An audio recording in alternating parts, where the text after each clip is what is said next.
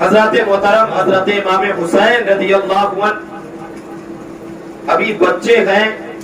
حضرت امام حسین رضی اللہ عنہ حضور کریم صلی اللہ تعالی علیہ وسلم کے گود میں تشریف فرما تھے تو حضرت ام الفضل بھی پاس بیٹھی تھی. ام الفضل حضور صلی اللہ تعالی علیہ وسلم کی طرف دیکھا, آپ کی دونوں آنکھوں سے آنسو بہ رہے تھے. ام الفضل عرض کیا, یا رسول اللہ صلی اللہ تعالی علیہ وسلم یہ کیسے آنسو ہے؟ حضور صلی اللہ تعالی علیہ وسلم نے فرمایا کہ جبرائیل نے مجھے خبر دی ہے کہ میرے اس بچے کو میری امت قتل کر دے گی. اللہ اکبر. اور جبرائیل نے مجھے اس سرزمین کی جہاں یہ میرا بچہ شہید ہوگا سرخ مٹی بھی لا کر دی ہے. حضور نبی کریم صلی اللہ تعالی علیہ وسلم نے اس مٹی کو سونگھا اور فرمایا اس مٹی سے مجھے بوئے کربلا آتی ہے. اور وہ مٹی حضور صلی اللہ تعالی علیہ وسلم نے حضرت ام المؤمنین حضرت ام سلمہ رضی اللہ عنہا کو دی اور فرمایا اے ام سلمہ اس مٹی کو پاس رکھو, جب یہ مٹی خون بن جائے تو سمجھ لینا کہ میرا بیٹا شہید ہو گیا ہے. حضرت ام سلمہ رضی اللہ تعالی عنہا نے اس مٹی کو ایک شیشی میں بند کر لیا اور پھر جس دن حضرت امام حسین رضی اللہ عنہ کربلا میں شہید ہوئے اسی روز یہ مٹی بند شیشی میں خون بن گئی. مشکات شریف صفحہ نمبر 564 میں موجود ہے اور حجت اللہ علی العالمین صفحہ نمبر 477 میں موجود ہے. سبق ہمیں یہ کیا حاصل ہوا کہ ہمارے حضور نبی کریم صلی اللہ تعالی علیہ وسلم کو اپنے لختے جگر حضرت امام حسین رضی اللہ عنہ کی شہادت کا علم تھا اور اس سرزمین کا بھی جہاں یہ واقعہ ہونا تھا علم تھا اور اس سرزمین کا نام کربلا بھی معلوم تھا. آپ سے کوئی بات بنا نہ تھی اور حضور صلی اللہ تعالی علیہ وسلم کو یہ بھی علم تھا کہ حضرت ام سلمہ رضی اللہ تعالی عنہ حضرت امام حسین رضی اللہ عنہ کی شہادت کے بعد زندہ رہے گی. جبھی تو آپ نے حضرت ام سلمہ سے یہ فرمایا کہ اس مٹی کو اپنے پاس رکھو, جب یہ خون بن جائے تو سمجھ لینا کہ میرا بیٹا شہید ہو گیا ہے. باوجود اس کے پھر بھی اگر کوئی حضور نبی کریم صلی اللہ تعالی علیہ وسلم کے علم غیب میں شک و شبہ کرے تو غور کر لیجئے کہ وہ کس قدر جاہل شخص ہے. حضرت امیر معاویہ رضی اللہ تعالی عنہ کے وصال کے بعد جب یزید تخت نشین ہوا اور اس نے اپنی بیعت کے لیے اطراف و ممالک کے سلطنت میں خط روانہ کیے اور مدینہ منورہ کے عامل کو بھی لکھا کہ وہ امام حسین رضی اللہ عنہ سے بھی یزید کی بیعت لے. چنانچہ جب عامل مدینہ حضرت امام حسین رضی اللہ عنہ کی خدمت میں یزید کی بیعت لینے کے لیے حاضر ہوا تو حضرت امام حسین رضی اللہ عنہ نے یزید کے فسق و فجور کی بنا پر اسے خلافت کے لیے نااہل قرار دیا اور شجاعت و دلیری کے ساتھ جواب دیا کہ میں اس ظالم کی ہرگز بیعت نہ کروں گا. عامل یہ جواب پا کر پلٹ گیا اور یزید کو اس جواب سے اطلاع کر دیا کہ یزید جواب پا کر بڑا مشتعل ہوا. یزید بڑا فاسق و فاجر تھا, اس کے جو ہے فسق و فجوری ہی عشق پیش نظر حضرت امام حسین رضی اللہ عنہ نے اس کی بحث سے انکار فرما دیا. اور یہ بھی معلوم ہوا کہ حضرت امام حسین رضی اللہ تعالی عنہ شجاع ابن الشجاع تھے. آپ یہ جانتے تھے ہوئے بھی یزید کی بحث سے انکار یزید کے لیے وجہ اشتعال ہو گیا اور خون کا پیاسا ہو جائے گا. کلمہ حق فرمانے سے گریز نہ فرمایا اور جان بچانے کے لیے حقیقت کو نہیں چھپایا. پھر یہ کیسے ہو سکتا ہے کہ آپ کے والد ماجد حضرت شیر خدا رضی اللہ عنہ نے کبھی حقیقت کو چھپایا ہو یا کسی سے دب کر آپ نے کلمہ حق کا اعلان نہ فرمایا ہو. یزید کو جب اس بات کا پتہ چلا کہ امام حسین رضی اللہ عنہ نے میری بیعت نہیں کی تو اس نے مشتعل ہو کر عامل مدینہ کو حکم بھیجا کہ امام حسین رضی اللہ عنہ کو میری بیعت پر مجبور کرو ورنہ اس کا سر کاٹ کر میرے پاس بھیج دو. حضرت امام حسین رضی اللہ عنہ کو جب اس یزیدی حکم کا پتہ چلا تو آپ نے مدینہ منورہ کے सुकूनत तर्क फरमाकर मक्का मुअज़्ज़मा चले जाने का इरादा फरमा लिया और मदीना मुनव्वरा से रवानगी से पहले रात को नाना जान हुजूर सरवर आलम हुजूर नबी करीम सल्लल्लाहु तआला अलैहि वसल्लम के मज़ार अनवर पर हाजिर हुए और रो रो कर अर्ज़ हाल करने लगे और फिर रोज़ाए अनवर से लिपट कर वहीं सो गए। ख्वाब में देखा कि नाना जान तशरीफ लाए हैं, भूखा प्यासा, और आपने हुसैन को चूमा और सीना अक़दस से लगा लिया और फरमाया, बेटा हुसैन, अनकरीब जालिम तुझे करबला में भूखा प्यासा कत्ल कर देंगे। तेरे माँ बाप और तेरे भाई बहन तेरे इंतजार में है, बहिश्त तेरे लिए आरास्ता हो रहा है। इसमें ऐसे दर्जाते आलिया है कि जो शहीद हुए बगैर तुझे नहीं मिल सकते। जाओ बेटा, सब्र शुक्र से जामे शहादत पी कर मेरे पास आ जाओ। हजरत इमाम हुसैन रज़ियल्लाहु अन्हु ने ये ख्वाब देख कर घर आए और अहले बैत को जमा करके ये ख्वाब सुनाया और मदीना से मक्का जाने का इरादा कर लिया और फिर अपने बिरादर बुजुर्ग हजरत हसन इमाम हसन रज़ियल्लाहु ताला अन्हु के मज़ार अनवर पर हाजिर हुए और कलमाते रुखसत तुम्हारा हसीन आज तुमसे, हुसैन आज तुमसे जुदा होने आया है और आखिरी सलाम अर्ज करता है, ए अम्मा जान, ये नाज़ों का पाला तुम्हारा हुसैन आज तुमसे जुदा होने आया है और आखिरी सलाम अर्ज करता है। कब्र अनवर से आवाज आती है, ए मजलूम, और आप वहाँ कुछ देर रोते रहे और फिर वापस तशरीफ लाए और मक्का मुअज़्ज़मा जाने की तैयारी फरमाकर मक्का मुअज़्ज़मा को रवाना हो गए। हजरत इमाम हुसैन रज़ियल्लाहु अन्हु की शहादत का खुद हजरत इमाम हुसैन रज़ियल्लाहु अन्हु को भी इल्म था और ये आप ही की शान है कि इल्म के बावजूद भी पाए इस्तिक़लाल में जर्रा भर भी लर्जिश नहीं आई और शौक़े शहादत में कमी नहीं आई और जज्बे जानिसारी और भी ज्यादा होता है। हजरत इमाम हुसैन रज़ियल्लाहु अन्हु ने अपनी सीरत पाक से बता दिया कि तालिबे रज़ाए हक मौला की मर्जी पर फिदा होता है और इसी में उसके दिल का चैन और उसकी हकीकी तसल्ली है। कभी वहशत व परेशानी उसके पास नहीं फटकती, बल्कि वो इंतजार की साहते शौक के साथ गुजारता है और वक्त मौऊद का बेचैनी के साथ मुंतज़िर रहता है। हजरत अमीर मुआविया रज़ियल्लाहु ताला अन्हु की वफात के बाद यजीद तख्त नशीर हुआ तो अहले इराक को जब मालूम हुआ कि हजरत इमाम हुसैन रज़ियल्लाहु अन्हु की हमने यजीद की बैत नहीं की और आप मक्का मुअज़्ज़मा तशरीफ ले आए तो उन्होंने मुत्तफिक होकर हजरत इमाम हुसैन रज़ियल्लाहु अन्हु की खिदमत में खत भेजने शुरू किए। जब मैं उस काम रहा इजहार था कि हम अपनी जानो माल आप पर कुर्बान कर देंगे, आप यहाँ कूफा में तशरीफ लाए, हम आपकी बैत करके आपके हुक्म से सालिमों से मुकाबला करेंगे और आपका बहरहाल साथ देंगे। उस तरफ इल्तिजा नामों और दरखास्तों का सिलसिला बंद गया और तमाम जमाअतों और फिरकों की तरफ से 150 के करीब खुतूत हजरत इमाम की खिदमत में पहुंचे। आप कहाँ तक खामोश रहते? कूफियों के पैगंबर पर आप लोगों ने जवाब दिया कि तुम्हारे 150 के करीब खत पहुंचे, मैं फिलहाल अपने चचाजाद भाई इमाम मुस्लिम बिन अकील को तुम्हारी तरफ भेजता हूँ ताकि तुम्हारी सच्चाई का पता चल सके। तुम अगर वाकई मेरा साथ देना चाहते हो, मेरे नुमाइंदे मुस्लिम बिन अकील की बैत करो। जब वो तुम्हारे हाल और सिद्को मकान से मुझे मुतला करेंगे तो मैं भी आ जाऊंगा।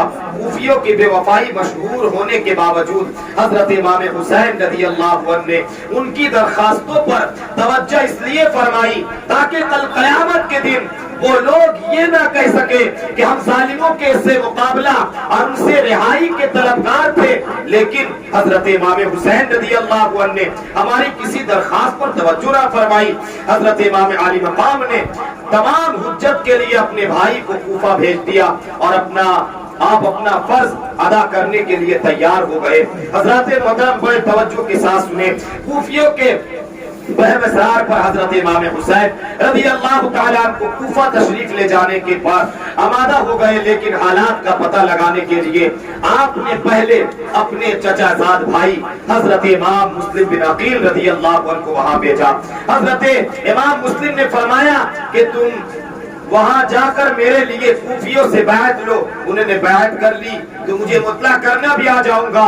چنانچہ حضرت مسلم اپنے 2 کمسن بچوں کو ساتھ کوفہ کو روانہ ہو گئے. ان 2 شہزادوں کا نام محمد اور ابراہیم تھا. یہ دونوں اپنے باپ کو بہت پیارے تھے، اس لیے یہ دونوں بھی اس سفر میں اپنے والد بزرگوار کے ہمراہ ہو گئے. حضرت امام مسلم بن عقیل رضی اللہ عنہ کوفہ پہنچے تو آپ نے مختار بن عبید کے مکان پر قیام فرمایا. آپ کی تشریف آوری کی خبر سن کر ذوق در ذوق حضرت امام مخلوق آپ کی زیارت کو آئی اور 12,000 سے زیادہ تعداد میں آپ کے دست مبارک پر یعنی حضرت امام حسین رضی اللہ عنہ کی بیعت کی. حضرت امام مسلم نے اہل عراق کی جو ہے کارتگی عقیدت کو دیکھ کر حضرت امام حسین رضی اللہ عنہ نے جناب میں علی عریضہ لکھا کہ جس میں یہاں کے حالات کی اطلاع دی اور التماس کیا کہ آپ جلدی تشریف لے آئے تاکہ جو ہے بندگان خدا یزید کے ناپاک شر سے محفوظ رہے اور دین حق کی تائید ہو. اہل بیت عظام رضوان اللہ تعالی علیہ مجمعین کی منشا صرف یہی تھا کہ بندگان خدا غیر شرعی نظام سے نجات پائے، اعلیٰ کلمت الحق اور دین حق کی تائید ہو اور اہل حق ہمیشہ اسی مسلک پر قائم رہے.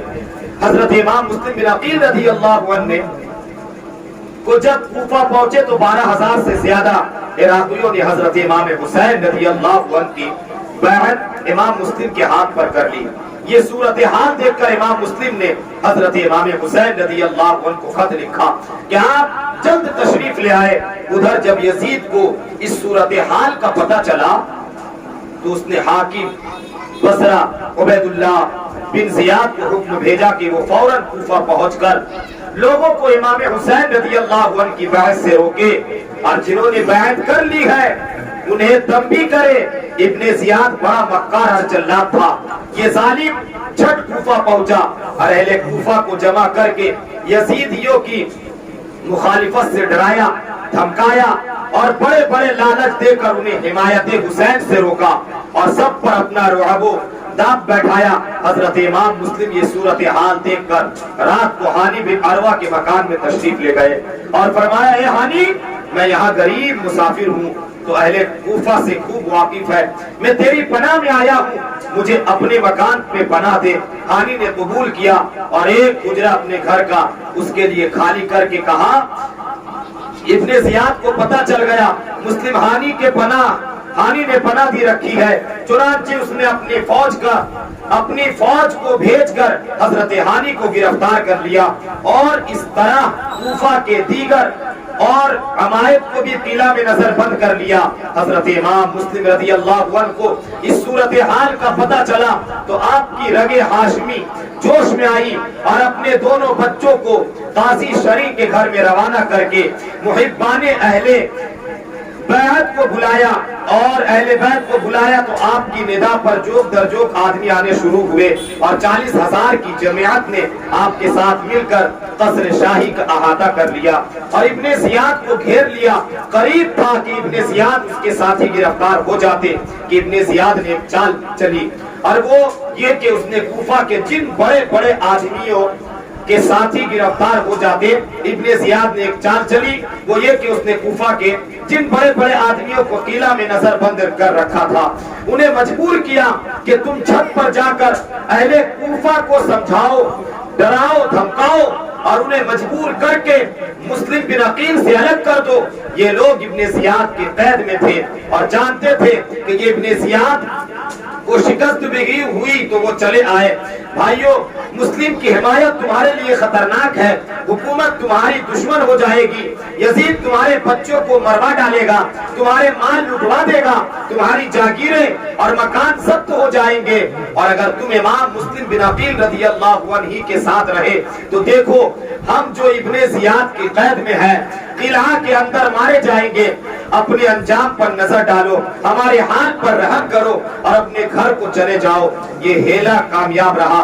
حضرت امام مسلم بن عقیل رضی اللہ عنہ کا جو ہے لشکر منتشر ہونے لگا، سب بے وفائی پر اتر آئے. حضرت امام مسلم بن عقیل رضی اللہ عنہ کا ساتھ چھوڑنے لگے حتیٰ کہ شام تک حضرت امام مسلم بن عقیل رضی اللہ عنہ کے ساتھ صرف 500 کی تعداد رہ گئی. کہاں 12,000 اور جب ابن زیاد اور یزیدیوں نے مارنے کا، دھمکانے کا اور بچوں کو قتل کرنے کا جو دھمکی دیا، یہی کوفہ والے حضرت امام مسلم بن عقیل رضی اللہ عنہ کے ہاتھ پر، یعنی امام حسین کے ہاتھ پر بیعت ہوئی 12,000 سے بھی زیادہ، مگر ڈرانے دھمکانے کے بعد جو ہے حضرت امام مسلم بن عقیل رضی اللہ عنہ کے پاس صرف 500 لوگ تھے، صرف 500 لوگ بچ گئے۔ حضرت محترم حضرت امام مسلم بن عقیل رضی اللہ عنہ کے ساتھ صرف 500 کی تعداد رہ گئی، اور غروب آفتاب کے بعد جب اندھیرا ہوا تو وہ بھی ساتھ چھوڑ گئے۔ حضرت امام مسلم رضی اللہ عنہ تنہا رہ گئے، حضرت امام حسین رضی اللہ عنہ اور اہل بیت اعظام کی محبت، وفا کے ان دعوے داروں کے جملہ عہد و پیمان جھوٹے تھے، اور یہ لوگ وقت پر بے وفا ثابت ہوئے۔ معلوم ہوا کہ ہر مدعی محبت اہل بیت ضروری نہیں سچا ہی ہو۔ حضرت امام مسلم بن عقیل رضی اللہ عنہ جب کوفہ پہنچے تو بے وفا کوفیوں نے آپ کے ہاتھ پر بیعت کر کے پھر آپ سے منہ موڑ لیا، آپ کا ساتھ چھوڑ دیا۔ حضرت امام مسلم بن عقیل رضی اللہ عنہ تنہا رہ گئے۔ رات کا وقت تھا، ابن زیاد نے آپ کی گرفتاری کے لیے شہر کے چاروں طرف کڑی نگرانی کر رکھی تھی۔ حضرت امام مسلم بن عقیل رضی اللہ عنہ بھوکے پیاسے ایک مسجد میں بیٹھے رہے۔ رات کو باہر نکلے، راستے کا علم نہ تھا، دل میں کہتے جاتے تھے کہ افسوس، میں نے حسین کو خط تو لکھ دیا ہے اور یہاں پر ہمارے سارے کے سارے لوگ دشمن ہو گئے ہیں، اور ہمارے سارے لوگ کوفے والے جو ہے ساتھ چھوڑ دیے ہیں۔ کہا میرے ہاتھ میں 12,000 لوگ میرے ساتھ تھے، پھر 500 لوگ بچے، پھر صبح ہوتے ہی جو ہے سارے کے سارے لوگ چھوڑ دیے۔ اور یہاں پر حضرت امام مسلم بن عقیل رضی اللہ عنہ امام حسین رضی اللہ عنہ کو خط لکھ دیا کہ بھائی حسین، کوفہ کا حالات بہت اچھا ہے، آپ کا استقبال کرنے کے لیے یہ لوگ محبت کرنے والے ہیں، اپنے دل و جان کو نچھاور کرنے والے ہیں، اپنی اولادوں کو نبی کے نام پر قربان کرنے والے ہیں، اپنی دولتوں کو اہل بیت کے نام پر لٹانے والے ہیں، بھائی جان آپ جلد سے جلد تشریف لے کر آئے۔ حضرت امام حسین کو خط لکھ دیا گیا۔ جب امام حسین رضی اللہ عنہ کو جب خط لکھ دیا گیا، لکھنے کے بعد سارے کام جو ہے یزیدیوں نے حضرت امام مسلم کے ساتھ یہ سب کیا، اور امام مسلم رضی اللہ عنہ کے ساتھ کوئی بھی نہیں رہا، تنہا رہ گئے۔ نہ قاصد ہے کہ پیمانے بے سوئے یار برت، نہ مہر میں کہ صلح ہے درا دیار برت، قطادہ ان بشر غریب دیار نصیب کہ قصہ صغیر ہے بشر یار برت۔ اسی طرح حیران پریشان ایک محلے میں پھر رہے تھے، وہاں ایک بڑھیا توعہ نامی کو دیکھ کر اس نے پانی طلب فرمایا تو اس نے پانی پلایا، اور یہ معلوم کر کے یہ غریب الوطن مسلم ہے، انہیں اپنے مکان میں جگہ دی۔ اس عورت کا بیٹا ابن زیاد کا آدمی تھا، اس نے ابن زیاد کو خبر دے دی کہ مسلم ہمارے گھر میں ہے۔ ابن زیاد نے اپنی فوج بھیج دی جس نے بڑھیا کے مکان کا محاصرہ کر لیا اور چاہا کہ حضرت امام مسلم بن عقیل رضی اللہ عنہ کو گرفتار کر لے۔ حضرت امام مسلم رضی اللہ عنہ کو اس محاصرہ کا پتہ چلا تو آپ تنہا تلوار لے کر آگے نکلے، ابن زیاد کے لشکر پر ٹوٹ پڑے، جیسے کہ شیر بپر بکریوں کے گلا پر حملہ آوار ہوتا ہے۔ آپ کے حملے سے دل آواروں نے دل چھوڑ دیے اور بہت آدمی زخمی ہوئے اور بہت سے مارے بھی گئے۔ ان ظالموں نے پھر در و دیوار پر چڑھ کر آپ پر تیر برسانے شروع کر دیے، جس سے حضرت امام مسلم بن عقیل رضی اللہ عنہ کا بدن مبارک خستہ ہو گیا اور ایک پتھر آپ کی پیشانی پر لگا، خون بہنے لگا۔ اس وقت آپ نے مکہ کی طرف رک کر کے کہا تھا، اے حسین، کچھ آپ کو اپنے بھائی خستہ جگر کی بھی خبر ہے؟ اس پر کیا گزری ہے؟ کوفیوں نے اس کے ساتھ کیا کیا؟ افسوس میرے حال زار پر، آپ آزار کی آپ کو خبر کون پہنچائے اور کون آپ کو یہاں سے آنے سے روکے؟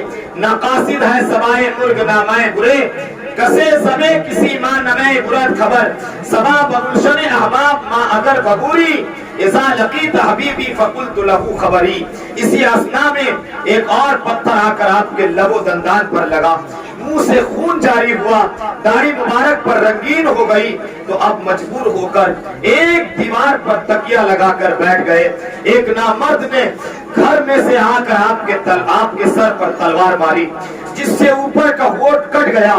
آپ نے اسی حال میں اس بزدل کو جہنم رسید فرما دیا، اور پھر دیوار سے تکیہ لگا کر بیٹھ گئے اور فرمانے لگے، الہی میں اس وقت پیاسا ہوں، آپ یہ فریاد سن کر وہی بڑھیا گھر میں سے پانی لائی اور آپ کو دیا، آپ نے منہ سے لگایا مگر اس میں خون مل گیا، اس لیے آپ نے پانی کو پھینک دیا۔ بڑھیا نے دوبارہ بھی دیا مگر پھر بھی آلودہ خون ہو گیا، پھر 12 دیا، اس میں آپ کے دانت کل گر کر پڑے۔ بس آپ نے پیالہ ہاتھ سے رکھ کر فرمایا، خدا کو منظور ہی نہیں ہے کہ پیچھے سے کسی نے نیزہ مار کر جو پشت کے پار ہو گیا۔ آپ سرنگف ہو گئے، ظالموں نے دوڑ کر پکڑ لیا اور آپ کو ابن زیاد کے پاس لے آئے۔ ابن زیاد جو ہے بدنہاد نے حکم دیا کہ انہیں چھت پر لے جا کر قتل کیا جائے۔ چنانچہ ایک ظالم ابن بکیر آپ کا ہاتھ پکڑ کر آپ کو چھت پر لے گئے۔ حضرت امام مسلم بن عقیل رضی اللہ عنہ جاتے تھے تو درود پڑھتے تھے اور کہتے جاتے تھے کہ اللہم احکم بیننا وبین قومنا بالحق، اللہم احکم بیننا وبین قومنا بالحق، اللہم احکم بیننا وبین قومنا بالحق۔ جب چھت پر پہنچے تو نیچے دیکھا کہ اہل کوفہ جمع ہو کر دیکھ رہے ہیں۔ آپ نے فرمایا، اے کوفیوں، جب میرا سر تن سے جدا کیا جائے تو بدن کفن کرنا اور کپڑے اتار کر جو قافلہ مکہ جاتا ہو حسین کے پاس بھیج دینا اور میرے بچوں پر رحم کرنا۔ پھر مکہ کی طرف رک کر کے کہا، السلام علیکہ یا ابن رسول اللہ۔ بھائی یہاں کی آپ کو کیسے خبر کرے، بھائی یہاں کی آپ کو کیسے خبر کرے، ہرگز ادھر کے آپ نے عظم سفر کرے۔ اتنے میں ظالم قاتل نے آپ کا سر مبارک تن اطہر سے جدا کر دیا۔ ان للہ و انا الیہ راجعون۔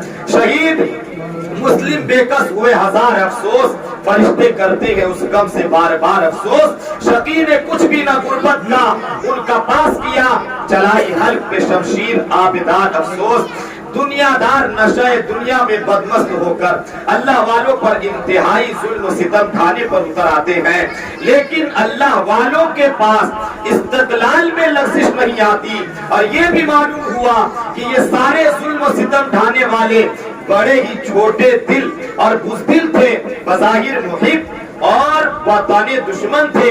پہلے محبت کا دم بھرتے رہے اور پھر ابن زیاد سے ڈر کر اہل بیت کی جان کے بھی دشمن بن گئے۔ حضرت امام مسلم بن عقیل رضی اللہ عنہ جب کوفہ تشریف لے گئے تو اپنے 2 ننھے بچے حضرت امام حضرت محمد اور حضرت ابراہیم رضی اللہ عنہ کو بھی ہمراہ لے گئے تھے۔ ابن زیاد حضرت امام مسلم بن عقیل رضی اللہ عنہ کے قتل سے فارغ ہوا تو اسے پتا چلا کہ حضرت امام مسلم بن عقیل رضی اللہ عنہ کے 2 لڑکے بھی ہیں، اسی شہر میں ہے۔ ابن زیاد نے فوراً منادی کرا دی کہ جو کوئی مسلم کے لڑکوں کو اپنے گھر میں جگہ دے گا قتل و غارت کیا جائے گا۔ اس وقت دونوں بچے قاضی شرع کے گھر تھے۔ قاضی صاحب نے ان بچوں کو سامنے بلایا اور بے اختیار رونے لگے۔ بچوں نے پوچھا، قاضی صاحب آج اس طرح رونے کا سبب کیا ہے؟ کیا ہم دونوں یتیم تو نہیں ہو گئے؟ قاضی صاحب نے یہ خبر دردناک رونا روک کر کہا، واللہ تعالی ہمیں صبر عطا فرما، واقعی تم یتیم ہو گئے ہو۔ بچوں نے یہ خبر سنی تو رونے لگے اور جو ہے نعرے لگانے لگے۔ قاضی صاحب نے کہا، بچوں چپ رہو، ابن زیاد کے لوگ تمہاری تلاش میں ہیں، مجھے تمہاری اور اپنی جان کا خوف ہے، میں چاہتا ہوں کہ تمہیں کسی کے ساتھ مدینہ روانہ کر دوں۔ بچے یہ بات سن کر ابن زیاد کے خوف سے چپکے سے ہو رہے۔ قاضی صاحب نے اپنے لڑکے اسد سے کہا کہ آج دروازہ عراقین سے ایک قافلہ مدینہ کو روانہ ہو رہا ہے، ان بچوں کو نیک किसी नेक आदमी के सुपुर्द कर आ ताकि वो उन्हें मदीना पहुंचा दे। असद जब लेकर दरवाजा इराक़ीन पर आया तो काफिला रवाना हो चुका था। काफिला नजर आ ही रहा था कि असद ने बच्चों से कहा कि वो काफिला जा रहा है, वरना उसमें मिल जाओ। बेकस बच्चे काफिला की तरफ दौड़ पड़े, मगर काफिला दूर जा चुका था। फिर इधर उधर फिरते रहे। सुबह होने लगी, एक चश्मा देखा, थके मानते थे इसलिए लबे चश्मा बैठ गए। इत्तेफाक एक लौंडी उस चश्मा पर पानी भरने आई और उनको देखकर जवाब से मालूम हुआ कि ये इमाम मुस्लिम बिन अकील रज़ियल्लाहु अन्हु के यतीम बच्चे हैं। रोने लगे और कहा, शहजादो मेरे साथ चलो, मेरे मलका मुहिब्बे अहले बैत है, वो तुम्हें पाकर बहुत खुश होगी। बिल्कुल ना घबराओ और मेरे साथ चलो, बच्चे हैरान और परेशान है, वो तुम्हें पाकर बहुत खुश होगी। हजरत इमाम मुस्लिम बिन अकील रज़ियल्लाहु अन्हु के यतीम बच्चे गए, दौड़ी, दोनों को सीना से लगाया और उनके हाल पर रोने लगे और फिर खिला पिला कर एक कमरा में सुला दिया। उधर ये औरत को इतनी खुदा तरस और मुहिब्बे अहले बैत थी और उधर उसका खावंद हारिस नामी बेहद ना खुदा तरस और दुश्मन अहले बैत था और दिन भर उन्हीं बच्चों की तलाश में सरगर्दा था कि ये बच्चे मिल जाए तो मैं उन्हें कत्ल कर दूंगा, उनका सर इब्ने जियाद के पास लेकर जाऊंगा ताकि इब्ने जियाद जो है मुझे इनाम व इकराम से नवाजेगा। अल्लाह अकबर। ये अजीब मंजर था कि हारिस दिन भर के जिन बच्चों की तलाश में था वो बच्चे उसी के घर में आराम फरमाते।